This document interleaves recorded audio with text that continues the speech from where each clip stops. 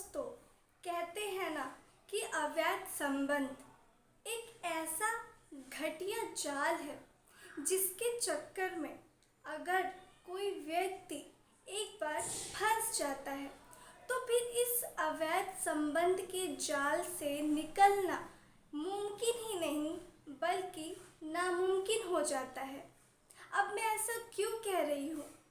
क्योंकि दोस्तों, आपने बहुत सारी ऐसी सच्ची घटनाएं सुनी होंगी जिसमें कि ये बताया जाता है कि किस तरीके से एक व्यक्ति प्रेम प्रसंग के चक्कर में पड़कर या फिर अवैध संबंध के चक्कर में पड़कर किस तरीके से कई लोगों की जानें चली जाती हैं, कई लोगों की हत्या कर दी जाती है और किस तरीके से कई लोगों की ज़िंदगियां बर्बाद हो जाती हैं। आप लोगों को मैं अपने इस चैनल के माध्यम से ऐसी ही कहानियाँ, ऐसी ही सच्ची घटनाएं सुनाती रहती हूँ और बताती रहती हूँ। जो लोग भी मेरे चैनल से जुड़े हैं, आप लोगों को तो पता ही होगा। तो दोस्तों, आज की घटना इतनी ज़्यादा घिनौनी और शर्मनाक है जिसको सुनने के बाद आप ये कहने पर मजबूर हो जाएंगे, सोचने पर मजबूर हो जाएंगे कि क्या वाकई में ऐसा संभव है? क्या वाकई में कोई अपने दो पल के हवस के लिए किसी की ज़िंदगी इस तरीके से बर्बाद कर सकता है? जी हाँ, मगर ये सच है, यही सत्य है। तो चलिए, मैं आगे की कहानी आप लोगों को विस्तार तरीके से सुनाती हूँ और आप लोग जब सुनेंगे ना तो मैं वादा करती हूँ आप लोग दहल उठेंगे, आप लोग भी परेशान और हैरान रह जाएंगे। तो चलिए फिर कहानी को शुरू करते हैं। आदाब, नमस्ते, सत श्री अकाल। मैं हाजिर हूँ फिर से एक ऐसी ही सच्ची कहानी और सच्ची घटना के साथ। और मेरा आप लोगों को इस कहानी सुनाने का मकसद आप में से किसी की भी भावनाओं को ठेस पहुंचाना या आप लोगों की भावनाओं को आहत करना बिल्कुल भी नहीं है, कतई नहीं है, बल्कि समाज में घट रही घटनाओं से आप सभी को जागरूक कराना ही मेरा काम है। तो दोस्तों, दरअसल ये बात होती है मुंबई, यानी कि महाराष्ट्र में एक शहर पड़ता है मुंबई। वहाँ पर ये दुर्घटना होती है, ये घटना होती है। दरअसल वहाँ पर एक व्यक्ति रहता है, एक लड़का रहता है जो कि उसकी उम्र लगभग 19 से 20 साल के बीच ही थी, जिसका नाम कि आतिफ होता है। आतिफ जो था वो पढ़ने लिखने में काफ़ी ज़्यादा होनहार और काफ़ी ज़्यादा होशियार था।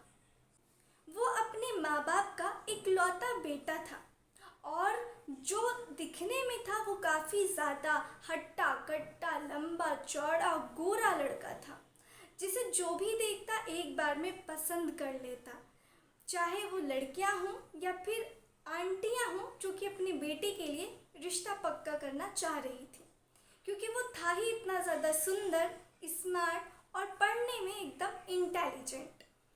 तो दरअसल वो ग्रेजुएशन कर रहा होता है, उसका बीए का फर्स्ट ईयर होता है और वो यूपीएससी की तैयारी कर रहा होता है, करना चाहता है लाइफ में। घर में जो उसके पिता होते हैं, दरअसल वो भी एक इंजीनियर होते हैं और काफ़ी अच्छी पोस्ट पे होते हैं और बहुत ही अच्छा खासा तनख्वाह उनका होती है। घर में किसी भी चीज़ की, किसी भी तरह की कोई कमी थी नहीं। लड़का बहुत ही ज़्यादा बड़े कॉलेज में पढ़ता था और जो आसपास के लोग थे, जब वो निकलता था तैयार होके कॉलेज के लिए, तो वाकई में लोग देखते ही रह जाते थे। उनकी पलकें ही नहीं झपकती थी, वो इतना खूबसूरत था। और ऐसी ही बात होती है, वो फर्स्ट ईयर से सेकंड ईयर में आता है, लेकिन जब एक बार की बात होती है, यानी कि 4 जुलाई 2023 की बात होती है, जब वो जा रहा होता है तो उसको रास्ते में एक किन्नर मिलता है। जी हाँ, एक किन्नर जो कि उसके पास जाता है और जब उसको देखता है तो टकटकी लगाकर देखता ही रह जाता है, क्योंकि वाकई में वो बहुत खूबसूरत था। कहने को तो लड़कियां खूबसूरत होती हैं, लेकिन इस मामले में उल्टा था। इस मामले में वो लड़का इतना खूबसूरत था कि कहने की कुछ बात ही नहीं है। वो किन्नर उसको टकटकी लगा करके उसको देखती रहती है, उसको वो बड़ा पसंद आता है। अब किन्नर उससे बातचीत करना चाहती है। ये लड़का काफ़ी ज़्यादा हंसमुख किस्म का था, किसी से भी बातें कर लेता था, हंसी मजाक कर लेता था। जब वो किन्नर इसके पास आती है, इससे बातचीत करने की कोशिश करती है, तो वो भी बातचीत करता है, हंसी मजाक करता है और उस किन्नर को उससे बातचीत करके बहुत ही ज़्यादा अच्छा लगता है। जी हाँ दोस्तों, ये जो शुरू शुरू में अच्छा लग रहा है, यही शुरुआत होती है उस लड़के की बर्बादी की। दरअसल वो लड़के को मन ही मन में उस लड़के से यानी कि आतिफ से प्यार हो जाता है। अब वो जब भी कॉलेज जाता था आतिफ, तो कॉलेज के बीच में जो रास्ता था वो वहाँ पर हमेशा खड़े रहकर उसका इंतज़ार करता था, उसको देखा करता था। और आतिफ भी जब वहाँ से जाता, जब वो उसको हाथ बताता, तो वो भी उससे हंसी मजाक करता, हाय हेलो करता। लेकिन आतिफ इस चीज़ से अनजान था कि किन्नर के मन में उसके लिए क्या है। उसके बाद ये सारी चीज़ें ऐसे ही हो रही थी। एक दिन जो किन्नर होता है, वो सोचता है कि आखिर वो कब तक इस तरीके से टकटकी लगाए हुए देखेगा। आखिर उसको एक दिन ये सुझाव आता है कि क्यों ना वो आतिफ को अपने मन की सारी बातें बता दे जो कि उसके दिल में है। वो बहुत हिम्मत करता है, लेकिन ये सारी चीज़ें वो नहीं बता पाता है। लेकिन फिर एक दिन ऐसा आता है जब आतिफ का ग्रेजुएशन कंप्लीट हो जाता है। अब वो वहाँ से निकलकर किसी और शहर में जाकर के आगे जॉब करने वाला होता है। जब ये बात किन्नर को उसके दोस्तों से पता चलती है, तो वो बिल्कुल हक्का बक्का रह जाता है कि अब वो क्या करेगा, अब वो रोज़ कैसे देखेगा, या उसके मन में जो भी ख्वाब पल रहे थे अब वो आगे कैसे पहुँचेंगे। वो तुरंत जाता है आतिफ के पास में और अपने दिल की बात कह डालता है। जब आतिफ ये चीज़ें सुनता है, तो उसके लिए सिर्फ बिल्कुल अटपटी थी, बिल्कुल नई थी। उनको समझ नहीं आ रहा था कि उसके साथ हो क्या रहा है और ये सब क्या है, क्योंकि उसको एक ही चीज़ पता था कि प्यार सिर्फ लड़का लड़की में होते हैं। ये किन्नर और इंसान का प्यार जो है वो उसके लिए बिल्कुल नया था और उसकी सोच से परे था। आप भी सोच के देखिए, अगर आपसे ही कोई किन्नर आके बोले कि वो आपसे प्यार करता है या करती है, तो आपका रिएक्शन क्या होगा। कुछ ऐसा ही आतिफ के साथ हुआ। वो बिल्कुल समझ नहीं पा रहा था कि उसे क्या करना है, क्या कहना है, क्या बोलना है। अब जो किन्नर होता है वो उससे हाँ या ना में जवाब मांगता है। अब वो लड़का उसको सीधा मना कर देता और वहाँ से जाने लगता है। किन्नर को बहुत गुस्सा आता है कि जो 2-3 सालों से उसकी मेहनत थी, जिस लड़के को वो देखता आ रहा था, जिसे इतना पसंद करता था, आज वो लड़का उसकी नज़रों से ओझल हो रहा है, उसको ना बोल करके जा रहा है। जब वो ये बातें सोचता है कि मैं इससे इतना प्यार करता हूँ, तो वो ये बात सह नहीं पाता है। जब वो सह नहीं पाता है, तो वो एक प्लानिंग करता है। प्लानिंग करने के बाद वो अपने और ग्रुप वालों को, जो और किन्नर होते हैं, उनको बुलाता है। और अगले दिन जब आतिफ कॉलेज के लिए जा रहा होता है, तो फिर वो किन्नर उसके पास पहुंचता है और किन्नर उसका किडनैप कर लेता है। दरअसल किन्नर का नाम होता है आतिफ, जो के पीछे जो किन्नर पड़ा था, दरअसल उसका नाम होता है अब्दुल्ला। अब्दुल्ला किन्नर की ये कहानी है। अब ये जो अब्दुल्ला किन्नर है, ये इसके पीछे पड़ जाता है। अब इसको किडनैप कर लेता है। किडनैप करने के बाद में इसको एक अंधेरे कमरे में बंद कर देता है। उसको खाना पीना कुछ नहीं देता है। उसके बाद पहुंचता है उसके पास और उसके साथ उसको अलग अलग तरीके से उसको छूने की कोशिश करता है, उसके प्राइवेट पार्ट को टच करने की कोशिश करता है। तो ये उसको जब झटकारता है, मना करता है, तो वो काफ़ी ज़्यादा गुस्सा हो जाता है, उसको चाकू दिखाता है कि अगर तुमने मुझे मना किया जो भी मैं कर रहा हूँ, तो फिर तुम्हारा अंजाम बहुत बुरा होगा। अब वो लड़का डर जाता है, क्योंकि वो सोचता है कि ये किन्नर है और किन्नरों का कोई भरोसा नहीं है, ये किसी के सगे नहीं हो सकते।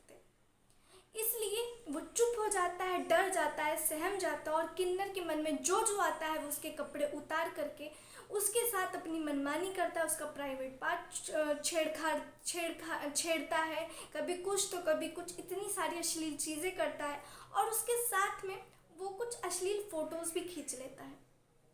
अब जब ये सारी चीज़ें हो रही होती हैं, अब उसके बाद में जो उसके घर वाले होते हैं पुलिस का पता करते हैं, पुलिस के कांटेक्ट में जाते हैं।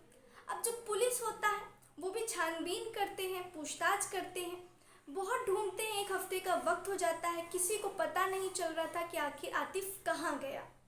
उसके बाद में अब ये जो आतिफ के घर वाले हैं, एक बार उनको शक होता है कि दोस्तों से पूछ लेते, शायद दोस्तों का कुछ हाथ हो। तो जब कुछ दोस्तों से पुलिस पूछताछ करती है तो उसके कुछ दोस्त खुलासा करते हैं कि दरअसल एक किन्नर था, वो हमेशा यहीं पर पाया जाता था और आतिफ से बातचीत किया करता था। जब से आतिफ गायब है तब से वो किन्नर भी दिख नहीं रहा है। अब पुलिस को शक होता है किन्नर पे, पुलिस किन्नर की खोजबीन करती है। फाइनली उन लोगों को वो अड्डा मिल जाता है जहाँ पर किन्नर रहा करता था और जहाँ पर किन्नर ने आतिफ को कमरे में कुर्सी के ऊपर, बेड के ऊपर बंद करके रखा था। अब वो वहाँ पर पहुँचती है पुलिस और देखती है कि जो आतिफ है वो नग्न अवस्था में बिना कपड़ों के बेड पर पड़ा हुआ है और उसके ही ऊपर अब्दुल्ला किन्नर लेटा हुआ है। और जब पुलिस ये चीज़ देखती है तो हैरान रह जाती है, परेशान रह जाती है कि आखिर ये क्या हो रहा है। पुलिस जो है वो अब्दुल्ला किन्नर को गिरफ्तार कर लेती है और जो आतिफ है ये अभी भी सदमे में है। इसको हॉस्पिटल ट्रांसफ़र किया जाता है। उसके दिमाग पर इतना ज़्यादा गहरा चोट पहुंचा है, इतना ज़्यादा गहरा सदमा पहुंचा है कि वो अभी भी इस चीज़ से उभर नहीं पा रहा है, निकल नहीं पा रहा है और अभी भी वो हॉस्पिटल में एडमिट है और उसकी हालत नाजुक बताई जा रही है क्योंकि उसको बहुत ज़्यादा शॉक्ड लगा है, क्योंकि उस चीज़ों के लिए ये सब जो उसने देखा वो बहुत अलग चीज़ थी जिसके बारे में ना तो उसने कभी अपनी 20 साल की उम्र में सोचा था, सुना था, ना ही कभी देखा था। और इस अब्दुल्ला किन्नर को पुलिस ने अरेस्ट कर लिया है। इसके ऊपर तमाम धाराएं जो हैं केस लगाया गया है और इसको बहुत जल्द से जल्द कोर्ट में सुनवाई करके इसको कड़ी से कड़ी सज़ा दिलाई जाएगी। तो दोस्तों ये थी आजकल की कहानी। आप लोगों को एक चीज़ कहना चाहती हूँ कि जो भी मेरे व्यूवर्स हैं, चाहे वो लड़का है या लड़की हैं, पहले तो आप हमेशा देखते रहे होंगे कि जो लड़कियां हैं उन्हीं का रेप होता था, लेकिन आजकल सिर्फ लड़कियां ही नहीं बल्कि हमारे लड़के जो भाई हैं वो भी खतरे में हैं और उनके साथ भी रेप के केसेस देखने को आए दिन मिलते रहते हैं।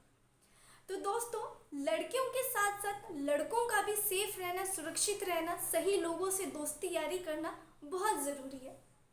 लड़कों को भी चाहिए कि वो भी अच्छे लिंक में रहें, खराब लड़कों और बुरे लड़कों से बचें और किसके साथ रहते हैं, किसके साथ जाते हैं, वो सारी जानकारी अब लड़कियों की तरह ही लड़कों को भी शेयर करना चाहिए और इसमें कोई शर्म वाली बात नहीं है क्योंकि आज ये केसेस कम है लेकिन कल को फ्यूचर में ये केसेस बहुत तेज़ी से बढ़ते जा रहे हैं और मैं नहीं चाहती कि आप में से कोई भी लड़का जो शर्म की वजह से ये कि मैं तो मर्द हूँ, मुझे भला कौन क्या कर सकता है, लेकिन अब मर्द भी खतरे में है। अब मर्दों को भी सुरक्षा की ज़रूरत है, मर्दों से ही, किन्नर से, क्योंकि इस तरीके के केसेस वाकई में देखने को मिल रहे हैं जो कि अपने आप में हैरत अंगेज़ है। तो दोस्तों ये थी आज की कहानी और ऐसे ये पहला केस नहीं है जो मैं आप लोगों को सुना रही हूँ। ऐसे आप लोग जाइए इंटरनेट पे, आप लोग डालिए, आप लोग देखेंगे तो हैरान रह जाएंगे कि ऐसे लाखों के केसेस हैं जिसमें एक लड़के ने लड़के का ही रेप किया हो। तो दोस्तों ये थी आज की कहानी। आप लोग मुझे कमेंट करके बताइए कि आप लोगों को ये कहानी कैसी लगी और आप लोग मुझे बताइए क्या आप लोगों के साथ में कभी ऐसा कुछ हादसा हुआ है। आप लोग अपना कहानी शेयर, मुझे अपना किस्सा शेयर कर सकते हैं। और चलिए दोस्तों फिर मिलती हूँ मैं ऐसे ही किसी सच्ची और अच्छी घटना में। तब तक के लिए आप लोग सावधान रहें, सतर्क रहें और अपना ख्याल रखें। और एक चीज़, मर्द हो या औरत, शर्म की कोई बात नहीं है। आप खतरे में हैं ये आपको मानना होगा। ठीक है। जय हिंद, जय भारत।